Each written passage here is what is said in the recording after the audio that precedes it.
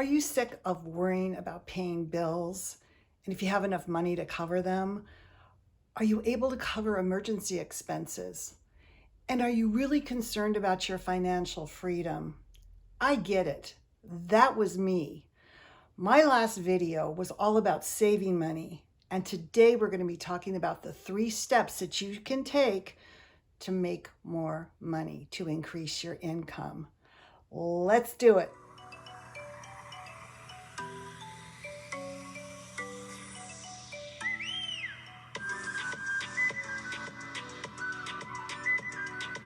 Hi, I'm Bonnie Overman. I want to thank you so much for joining me today. I hope my channel will inspire you to learn more, do more, and be more at any age. And in case you're wondering, I'll be 70 years old next year. I do a series of videos on leading a more productive, creative, and stylish life, and always on a budget. So if that's something that is interesting to you, please subscribe, like my video, and please comment below. I'd really like to hear from you. Now I'm going to do a disclaimer. I'm not a career specialist, but I can tell you this. I used to have a very low paying job, and I learned some new skills and kind of stuck my neck out, and I got an outside sales position, and I ended up tripling my income. So let's get right to it. So the first step I recommend is to plan. You have to have a plan, I think, before you make any changes in your life. So the first thing I would do is I would take a look, and I'm assuming you do have a job at this time, I would take a look at your present job. Now, you need to make more money, and is there any way that you could maybe move up in the company, go into management or marketing, HR, sales? Is there any position that you could take? Or is it the kind of job that just doesn't have much leeway for growth? So I would analyze the job you have. The good thing about kind of relocating within your own company is that you actually know the philosophy of the company. You know how they treat their employees. You know most of the people actually that work with you. So that's one way to go about it. Now, I do want to kind of preface this by talking about the COVID crisis that we're in right now. This is really important, and unfortunately, I don't have a crystal ball to tell you exactly where you should be in your industry or what industry you should be in. But I think if you feel like your job you have right now is not going to make it through the COVID crisis, it's not going to survive, that people are nervous, they're letting people go, I would definitely look to move out of the company and move into something else that's going to be more stable for you. So this is only something you can actually decide yourself. So that's number one. That's the first option that we have. The second option we have, of course, is to look for a new job. And this could be in your industry or out of your industry. Now, if you could, during this time while you're looking for that new job, if you could take some time to learn some new skills, maybe some management, some IT skills that are going to help you when you go to apply for a new job, apply for a higher paying job than what you're in now. I think that's really, really important. Now, the third option you have is to have a second job. I really kind of recommend this, and I'll tell you why. Because I think we all need to have several sources of income coming in. And when we rely on one single source and that something happens to that, then we're really stuck. Now, I'm not talking about working 9 to 5 and then going out and getting another job that's, another 6 hours, 7 hours. You're never going to be home. That's an awful life to have to live like that. So what I'm recommending is thinking of a second job as something that maybe you can do from home. And we'll talk about that at the very end of my video. So that's number one, looking at your options and kind of deciding which direction you want to go in. Number 2 is to prepare. The first thing I'd like you to do, and I think is really important, is to sit and make a list of all your skills, accomplishments, everything you've done in your life. And that could be work-related or not work-related. So, for example, if I'm in sales, I could say, well, I'm in outside sales. I sell. No, I did much more than that.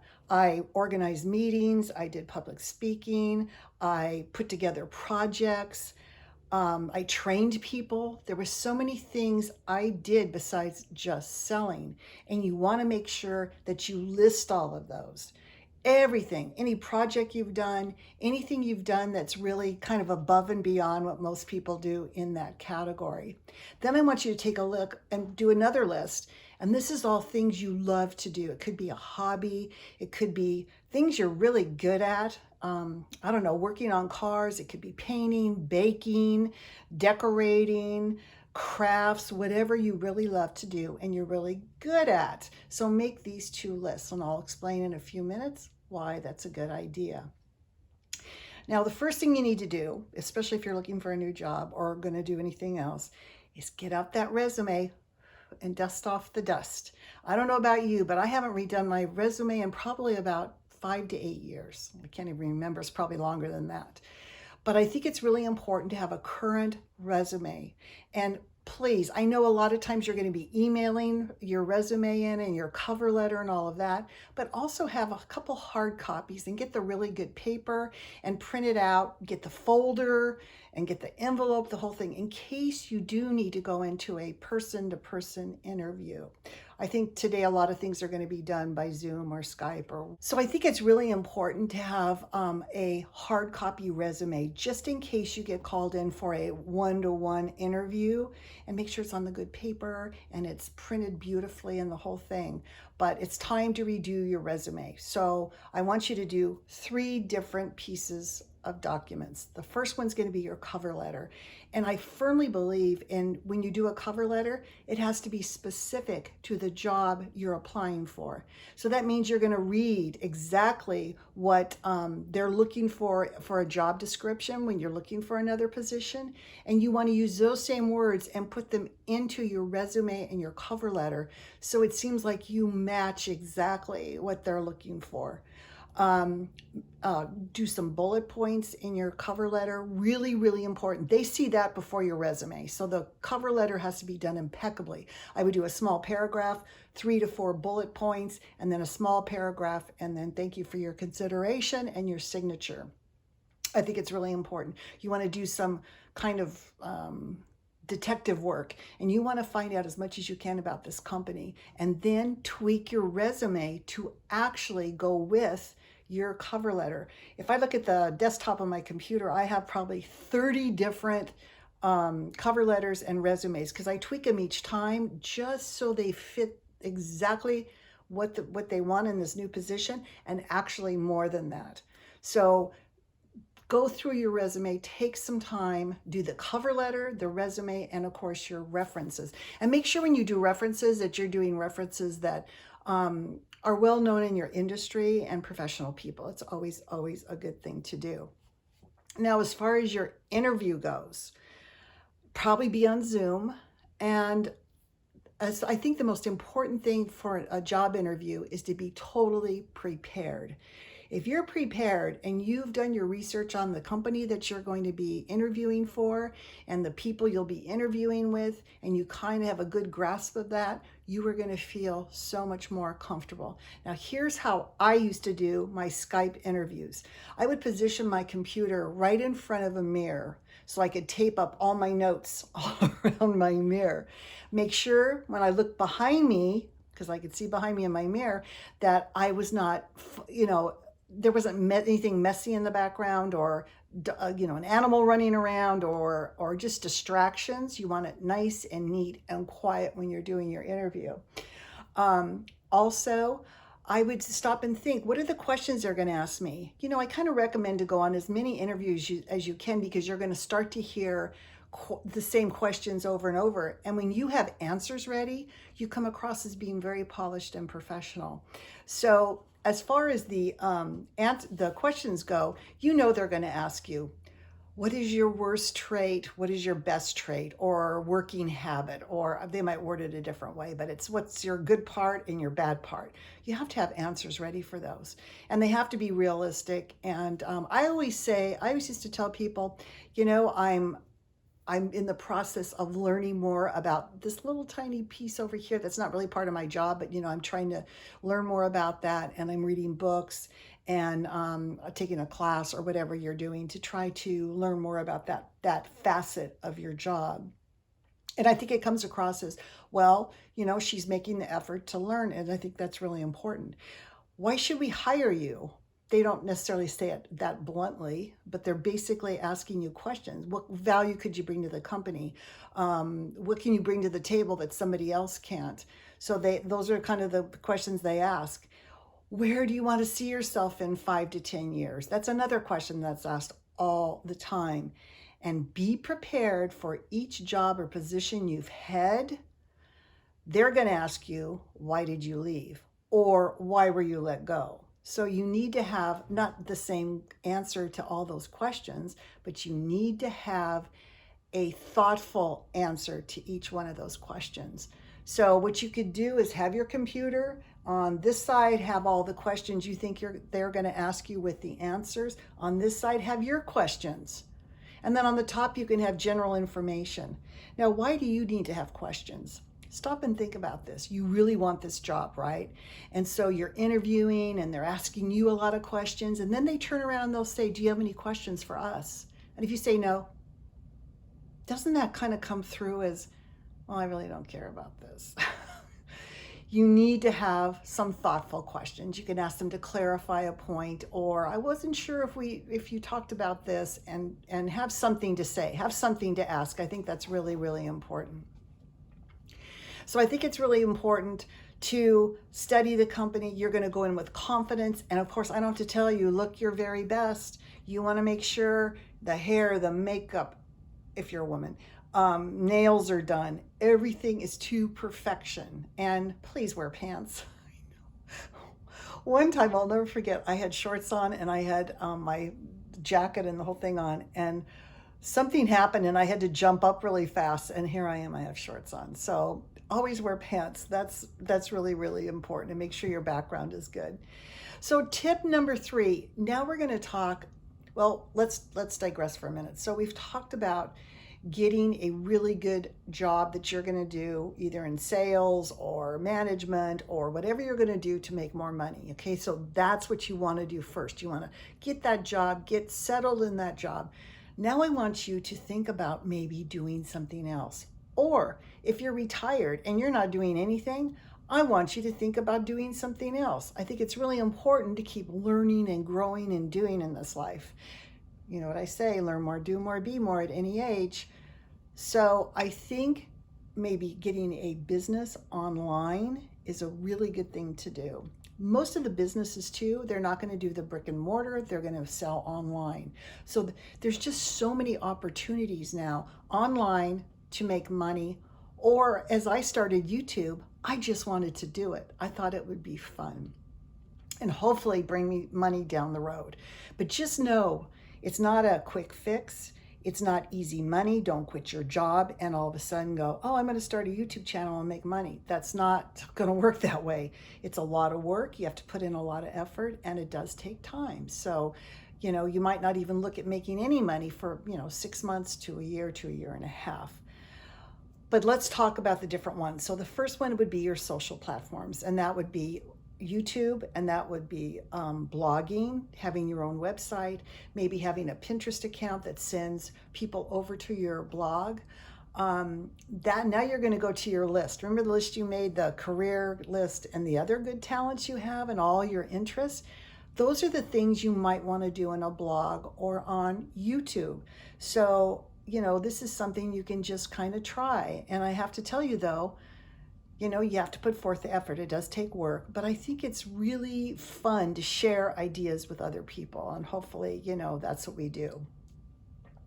I don't know that much about Instagram. I don't know if you can make money from that, but I know the more you're well known, it's easy then to start. If you're well known on Instagram, it's pretty easy to start a YouTube channel. And if you're not comfortable filming and that type of thing, you can always go into blogging and writing if you're good at that. If you had a career, anything to do with websites and IT and all of that, there are so many people that need your services online.